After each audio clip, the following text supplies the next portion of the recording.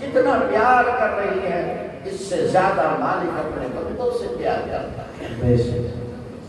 ایک بات اور کہہ دیں، اگر کوئی انسان، کوئی بیٹا یہ کہے کہ میرے ابو جان مجھ سے محبت نہیں کرتے، میرا باپ مجھ سے پیار نہیں کرتا، اس باپ کو پتہ چلے گا آج ہمارے بچے نے یہ کہا ہے، باپ کے پیروں کے نیچے سے زمین کھسک جائے گی، وہ سوچنے لگے گا لختے جگر نے کیسے بول دیا کہ میں اس سے پیار نہیں کرتا ہوں، حالانکہ جب تک یہ بیٹا دنیا میں نہیں تھا میں اپنی مرضی کے کپڑے پہنا کرتا تھا، اپنی ہر تمنا اور آرزو کو پورا کیا کرتا تھا، اپنی منشا اور خواہش کے مطابق کھایا کرتا تھا۔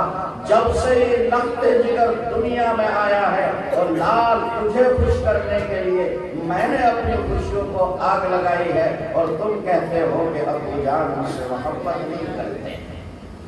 حالانکہ میں یہ کہتا ہوں جوانوں سنو، تم نے لیلا مجنو اور دوسرے بہت سارے پیار و محبت اور عشق و معاشقہ کرنے والوں کی داستان سنی ہوگی، ان کے ڈھسوکلے تمہارے سامنے آئے ہوں گے، تم نے بہت سے لوگوں کے پیار و محبت کی داستان اور قصے سنے ہوں گے۔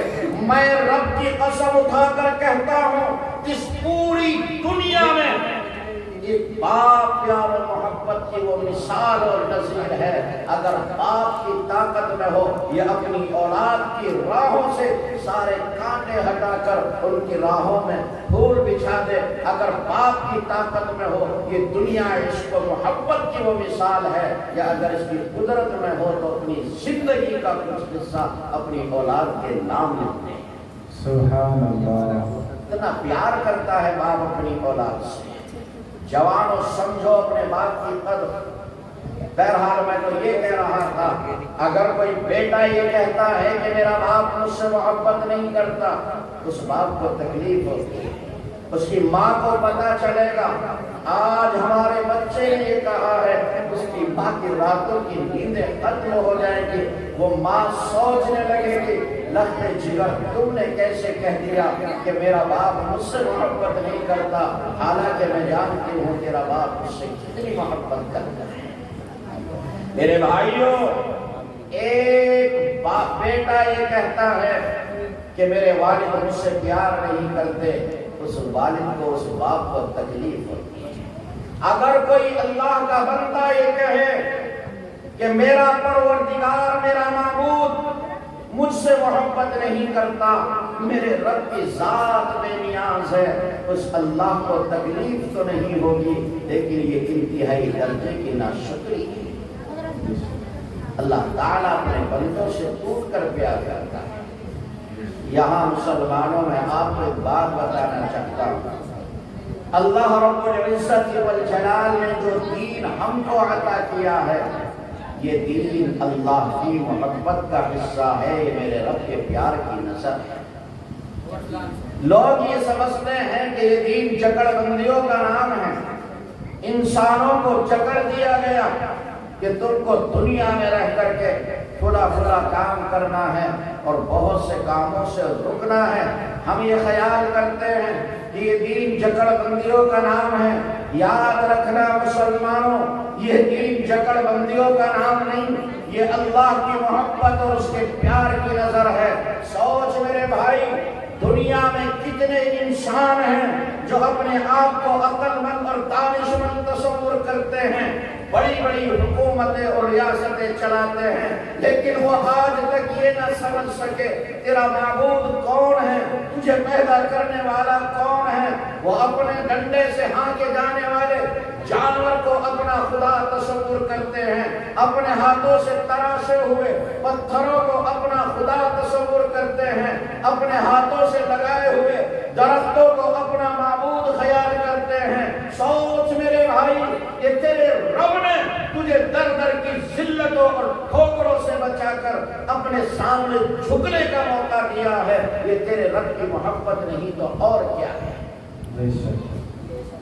ورنہ کتنے انسان ہیں جو پوری حکومت اور سلطنتیں چلاتے ہیں، لیکن آج تک وہ یہ نہ سمجھ سکے کہ تیرے سجدوں کا مستحق کون ہے۔ وہ اپنے ہاتھوں سے تراشے ہوئے پتھروں کو خدا تصور کرتے ہیں۔ ایمان والے، تجھ پر اور مجھ پر میرے رب کا احسان ہے کہ اس نے ہماری اس احسانی کو در در کی ذلتوں اور ٹھوکروں سے بچا کر اپنے سامنے جھکانے کا موقع دیا۔ یہ میرے رب کا احسان ہے۔ تو میں آپ کو یہ بتانا چاہ رہا ہوں کہ اللہ تبارک و تعالی نے جو دین ہم کو عطا کیا ہے، یہ رب کی محبت کا حصہ ہے، یہ میرے رب کے پیار کی نظر ہے۔ اللہ نے کائنات میں کچھ انسانوں پر پیار و محبت کی نظر ڈالی اور ان کو اپنے آخری پیغمبر کے دامن سے وابستہ کر دیا۔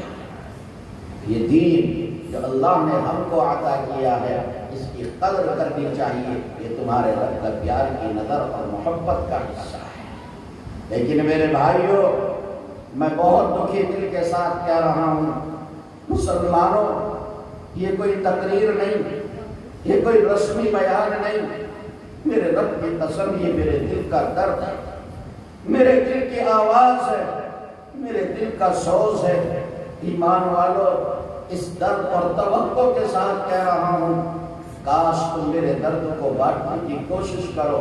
میں کس طرح تم سے کہوں، 14.5 صدیاں بھی چکی ہیں، 1450 سال گزر گئے، کبھی بھی کسی زمانے میں ایمان والے اپنے دین سے اتنا نہیں پھرے جتنا کہ تیزی کے ساتھ آج ہماری نسلیں مرتد ہو رہی ہیں، ان کی زندگیوں سے دین نکلتا چلا جا رہا ہے۔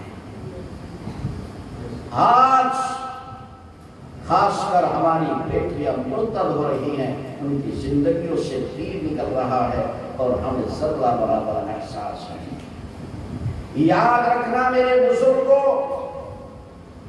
ہم دیندار ہوتے رہیں، ہم حاجی نوازی ہوتے رہیں، ہم چلے 4 مہینے لگاتے رہیں، ہم راتوں کو سجدہ کرتے رہیں، ہم لمبی لمبی تسبیح پڑھتے رہیں، ہم گشت اور دوسرے اعمال کرتے رہیں، میں اس رات کی تاریکی میں اللہ کی قسم اٹھا کر کہہ رہا ہوں، اگر ہم نے اپنی نسلوں کے ایمان کو نہیں بچایا، یہ ہماری عبادتیں ہمیں اللہ کی پکڑ سے بچا نہیں سکتی۔ کل قیامت کے دن ان نسل کا ہاتھ ہوگا اور ہمارا گریبان ہوگا۔ یہ اولاد رب کی بارگاہ میں ہمارا گریبان پکڑ کر کہے گی، مالک یہ ہے میرے ابو جان، یہ ہے میری اماں، یہ ہے میرے فلاں رشتے دار، انہوں نے پیار تو دیا، محبت تو دی، انہوں نے گاڑیاں تو دی، شاندار مکان تو بنا کر دیا، ایک اعلیٰ خاندان میں شادی تو کی، اور رب کائنات ان کی محبت اور پیار میں کچھ کمی نہ رہی، انہوں نے دنیا میں بہت کچھ دیا، لیکن میرے پیدا کرنے والے تیری محبت ہمارے دلوں کے اندر پیدا نہ کی، اور مالک تیرے دین کی عظمت پیدا نہ کی، تیرے آخری پیغمبر کی محبت پیدا نہ کی۔ رب کائنات، اگر آج ہم جہنم میں جائیں گے، ان کو ساتھ لے کر جائیں گے، ہم کسی طرح ان کو چھوڑ نہیں سکتے۔ میرے دوست، یہ تیری نسل جس کو تو بہت کچھ دیتا ہے، اگر تو نے اس کو دین نہ دیا، آخری پیغمبر کی محبت عطا نہ کی، یاد رکھنا اس اولاد کا ہاتھ ہوگا اور تیرا گریبان ہوگا۔ ہم کسی طرح اللہ کی پکڑ سے بچ نہیں سکتے۔ قرآن کریم کی میں نے ایک چھوٹی سی آیت پڑھی، اس کا ایک ٹکڑا پڑھا۔ اللہ فرماتے ہیں، لوگوں تم اپنی اولاد کا قتل نہ کرو۔ ظاہر سی بات ہے، آج کے سماج اور معاشرے میں جب ہم یہ کہتے ہیں تو آج کے سماج اور معاشرے کے لوگ کہتے ہیں ہم اپنی اولاد کا قتل نہیں کرتے، ہم تو ان سے بے پناہ پیار و محبت کرتے ہیں، ہم اپنی اولاد کے رخسار پر پیار کرتے ہیں، اس کی پیشانی کو چومتے ہیں، اس کے لبوں کو بوسہ دیتے ہیں، اپنے کاندھے پر بٹھاتے ہیں، اپنی پشت پر بٹھاتے ہیں، اپنی اولاد کے لیے ہر طرح کی سہولت کا انتظام کرتے ہیں۔ ہم کہاں اپنی اولاد کا قتل کر رہے ہیں؟ ہم اپنی اولاد کا قتل نہیں کرتے۔ کرتے، ہم تو بے پناہ پیار و محبت کرتے ہیں۔ ہاں مسلمانوں میں مانتا ہوں آپ اپنی اولاد کا قتل نہیں کرتے، آپ ان سے پیار و محبت کرتے ہیں۔ خدا کی دھرتی اور زمین پر، اس خاکی زمین پر چشم فلک نے وہ دلخراش منظر بھی دیکھا ہے کہ اس دنیا میں بسنے والے کچھ لوگ اپنے ہاتھوں اپنی اولاد کا قتل کر دیا کرتے تھے۔ وہ اپنی اولاد کو، خاص کر بیٹیوں کو، زندہ زمین میں دفن کر دیا کرتے تھے۔ جب ہم ان لوگوں کا ذکر سنتے ہیں، ان کے حالات کو پڑھتے ہیں، ان لوگوں کو کوسنا شروع کرتے ہیں، ان کو گالیاں دیتے ہیں، ارے وہ کیسے پتھر صفت انسان تھے، وہ کیسے درندہ صفت انسان تھے، وہ کیسے حیوان صفت انسان تھے جو اپنی ہی اولاد کو اپنے ہاتھوں قتل کر دیا کرتے تھے، اپنی اولاد کو زندہ دفن کر دیا کرتے تھے، اپنے ہاتھ اپنی اولاد کے خون میں رنگین کیا کرتے تھے۔ ہم ان کو گالیاں دیتے ہیں۔ سنو مسلمانوں، اپنی اولاد کا قتل کرنے والے، اپنی اولاد کو زندہ دفن کرنے والے، اپنی اولاد کے خون میں اپنے ہاتھ رنگین کرنے والے اگر مجرم اور پاپی ہیں، وہ اللہ کی بارگاہ میں مجرم اٹھیں گے۔ کہنے دو کھل کر، اپنی اولاد کو بدین بنانے والا ان سے بڑھ کر مجرم، پاپی اور گنہگار ہے۔ ذرا سوچئے، جنہوں نے اپنی اولاد کا قتل کیا، انہوں نے صرف اتنا جرم کیا کہ ان کی حیات اور زندگی کو منقطع کر دیا، ان کو دنیا میں جینے کا حق نہیں دیا۔ اگر وہ اپنی اولاد کا قتل نہ کرتے، ہو سکتا تھا ان کے بچے 10 20 100 50 سال دنیا میں رہ سکتے تھے، زندگی بسر کر سکتے تھے۔ انہوں نے قتل کیا، دنیا میں جینے کا حق چھین لیا، ان کی حیات اور زندگی کو ختم کر دیا۔ اور میرے پیارے، تو نے دنیا میں رہنے کا حق تو دیا، تو نے بچوں کو پیار تو دیا، لیکن ذرا مجھے بتا، بدین بنا کر کون سا احسان کر دیا؟ آپ نے تو جہنم کا ایندھن بنا دیا۔ آپ نے کون سا احسان کر دیا؟ میرے بھائیوں، اگر میری طاقت میں ہوتا، مسلمانوں تمہارے پیر پکڑ کر کہتا، اگر میری طاقت میں ہوتا، تمہارے قدموں میں اپنی پگڑی دستار رکھ کر کہتا، اللہ کے واسطے اس نسل کی اولاد کی فکر کر۔ اگر ہم نے اپنی اولاد کی فکر نہیں کی، میں پھر کہتا ہوں میرے بھائیوں، ہماری عبادتیں بھی ہمارے کام نہیں آ سکتی۔ ذرا سوچیے، آج ہماری نسل تیزی کے ساتھ مرتد ہو رہی ہے۔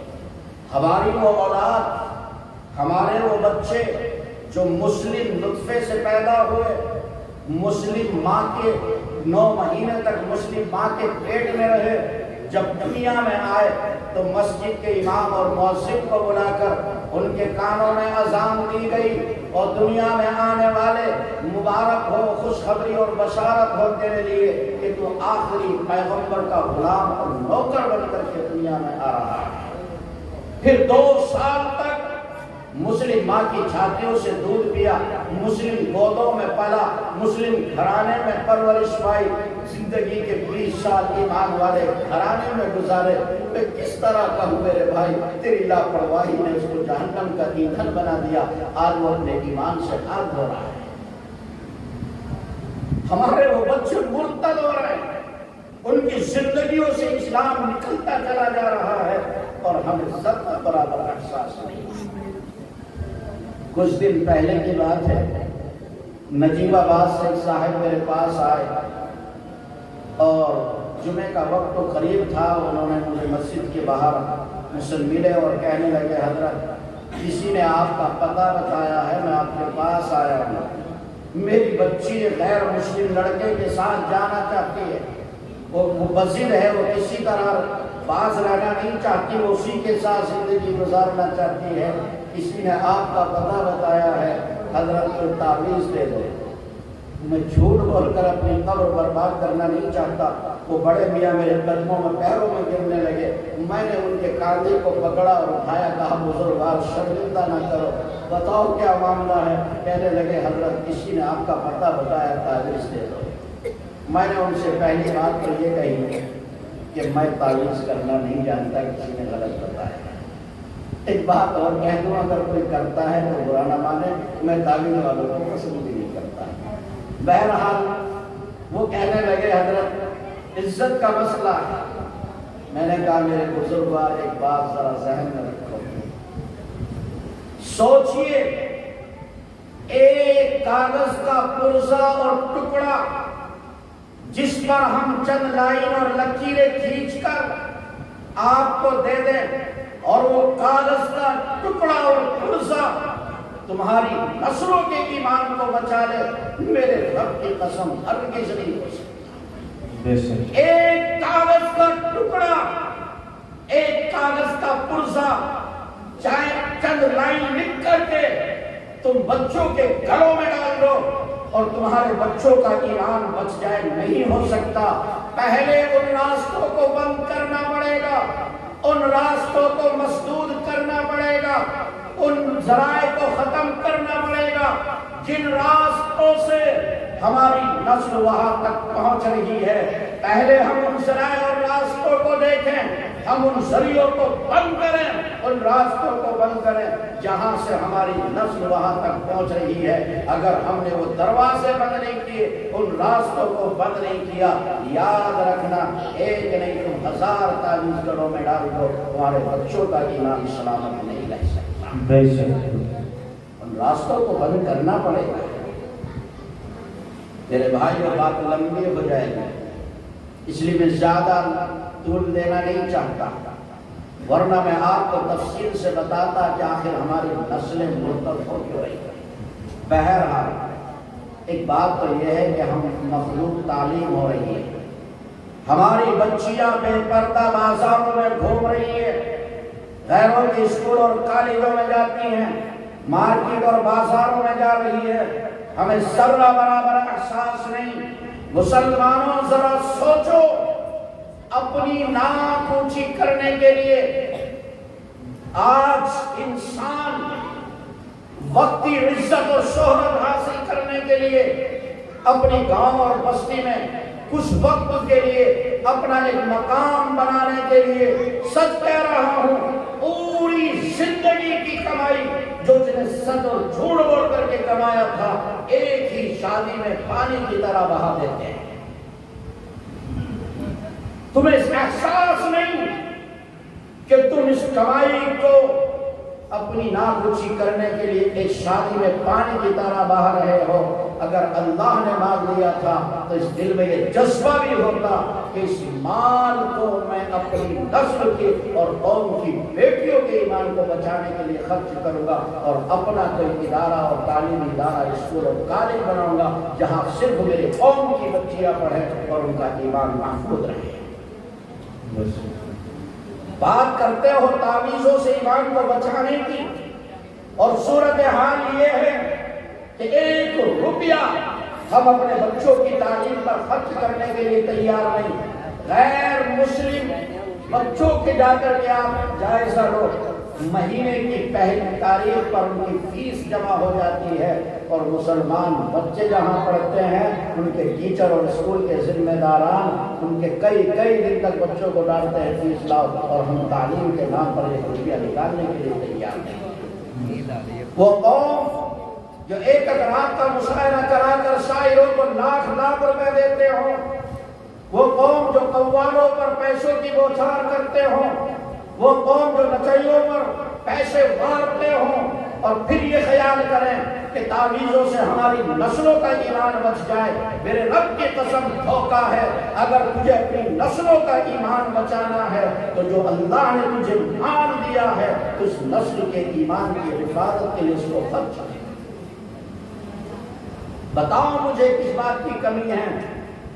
کیا پوری بستی کا ہر انسان معمولی طور پر 10 لاکھ اپنی بیٹی کی شادی میں لگا سکتا ہے؟ کیا پوری بستی مل کر کے کوئی ادارہ نہیں بنا سکتی جہاں پر ہماری بچیاں تعلیم حاصل کریں اور وہاں پر ان کا ایمان اور اسلام محفوظ رہے؟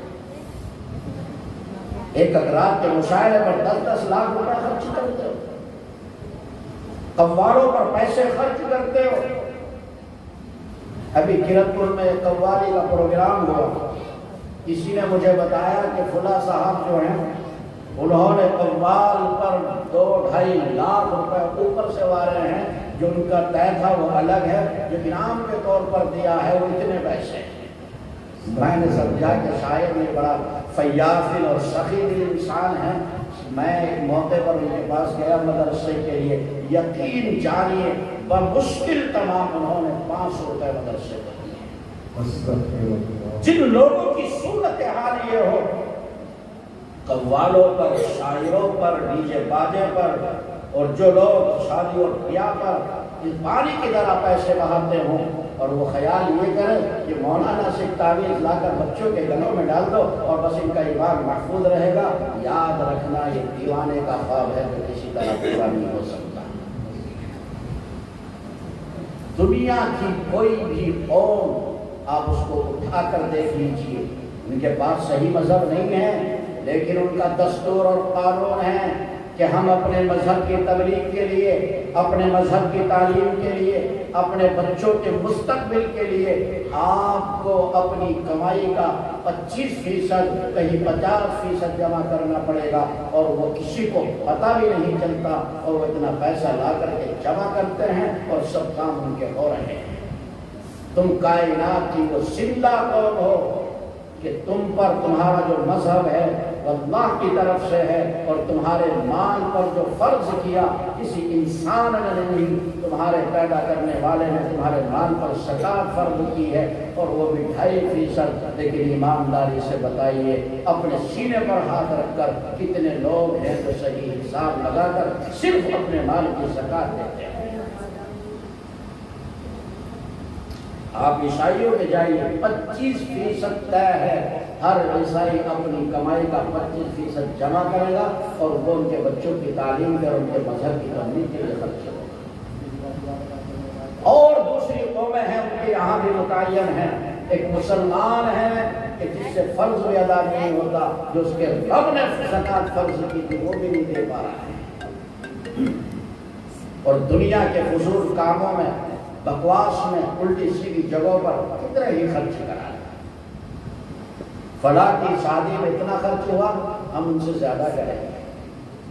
ایک دن کا وقت کا کھانا کھایا، لوگوں نے وقتی طور پر واہ واہ کر دی، اگلے مہینے کسی اور کی شادی ہوئی، اس نے اور زیادہ کر دیا، کہنے لگے میں پہلے والوں سے بہت اچھا کیا اس نے، تو ختم ہو گیا اس کا ساری چلی گئی شہرت اور عزت۔ اللہ کے واسطے اس عزت اور شہرت کے چکر میں نہ پڑو، تمہاری عزت اور شرافت اس میں ہے کہ تمہاری نسلوں کا اور تمہارے بچوں کا ایمان محفوظ ہے۔ ہم اپنے ضلع کا سروے کریں، بڑی تعداد ہے، 1000 سے زیادہ بچیاں ہیں جو غیروں کے ساتھ جا چکی ہیں۔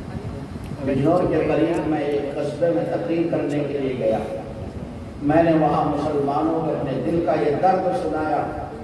دعا کے بعد ایک صاحب آئے اور کہنے لگے حضرت آپ ٹھیک کہتے ہو، 1 سال میں 27 لڑکیاں ہمارے قصبے کی غیروں کے ساتھ جا چکی۔ دلی کے بلی ماران اور اس کے آس پاس میں 4000 لڑکیاں ہیں جو غیروں کے ساتھ جا چکی، اور آپ پورے ہندوستان کا سروے کریں، 1 لاکھ سے زائد تمہاری بچیاں ہیں جو غیروں کے ساتھ جا چکی، اور ہمیں ذرہ برابر احساس نہیں۔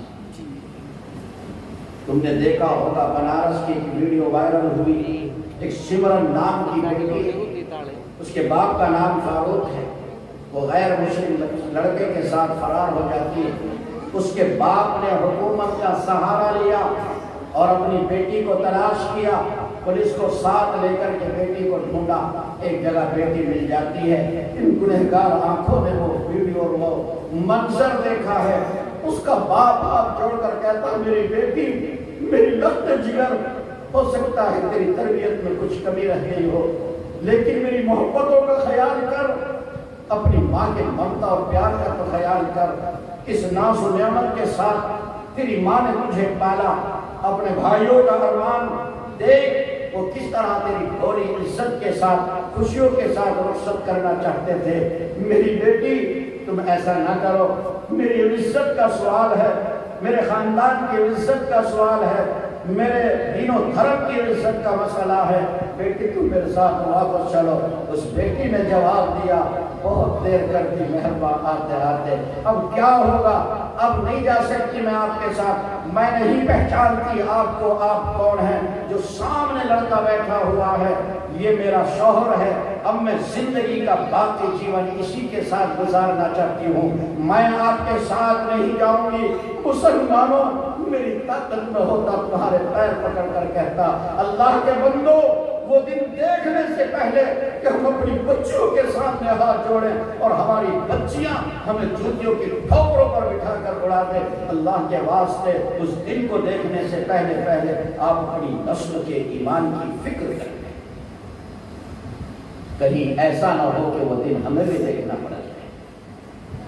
یہ نسل اللہ نے دی ہے، اس کے ایمان کو بچانا، اس کے اسلام کی حفاظت کرنا یہ آپ کی ذمہ داری ہے۔ آج مسلمان سب سے زیادہ اپنی نسل کی طرف سے لاپرواہ اور غافل ہے۔ کسی کو برا لگے لگتا رہے، لیکن میں کہتا ہوں اس وقت منظم طریقے پر پوری دنیا میں باضابطہ طور پر اگر کوئی سلسلہ، کوئی تحریک، کوئی تنظیم ایسی ہے جہاں سے باقاعدہ طور پر مسلمانوں کے ایمان کو بچایا جا رہا ہو، ان کے ایمان کی فکریں ہو رہی ہوں، ان کے ایمان کو سلامت اور باقی رکھا جا رہا ہو، تو کہنے دو کھل کر، وہ خدا کی دھرتی پر اس سلسلے کا نام مدرسہ ہے، جہاں پر پورے طور پر منظم طریقے پر تمہاری نسلوں کی ایمان کو بچایا جا رہا ہے۔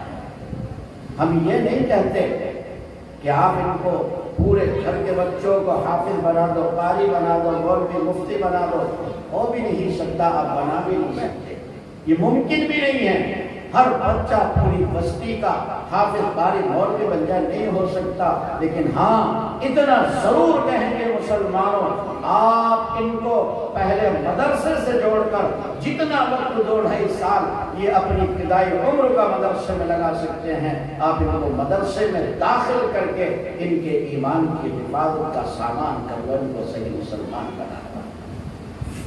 ہم یہ نہیں کہتے کہ سب عالم مولوی نہیں بن سکتے، لیکن کچھ وقت مدرسے میں لگا کر ان کے دلوں میں اسلام اور ایمان کی عظمت پیدا ہے۔ یہ آپ کی ذمہ داری ہے، یہ آپ کی پہلی ضرورت ہے۔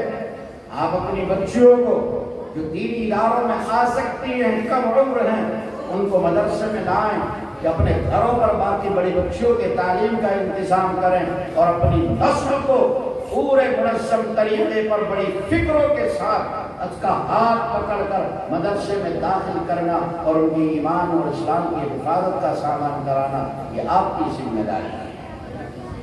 ان کو بتائیں، اپنی بچیوں کو جو اپنے امام سے ہاتھ دھو رہی ہیں، ان کے سامنے حضرت اسماء کا قصہ آئے گا، حضرت سمیہ کی داستان آئے گی، وہ ان کے سامنے اسلام کی اولین صحابیات اور اسلام کے ماننے والی عورتیں جنہوں نے اپنے جانوں کے نذرانے تو پیش کر دیے لیکن اپنے ایمان کا سودا نہیں ہونے دیا، ہماری بچیوں کے سامنے وہ آنا چاہیے۔ حضرت سمیہ بوڑھی عورت ہے اور اس وقت کی سب سے بڑی سپر پاور طاقت ابو جہل سامنے آتا ہے اور آ کر کہتا ہے، سمیہ محمد کا دامن چھوڑ دو، اسلام سے ہٹ جاؤ ورنہ وہ سزا دوں گا کہ آج تک کائنات میں کسی نے کسی کو وہ سزا نہ دی ہوگی۔ سمیہ کہنے لگی، بکتا کیا ہے، کیا بولتا ہے، کیا تیری دھمکیوں کی وجہ سے سمیہ کے دل سے ایمان نکل جائے گا؟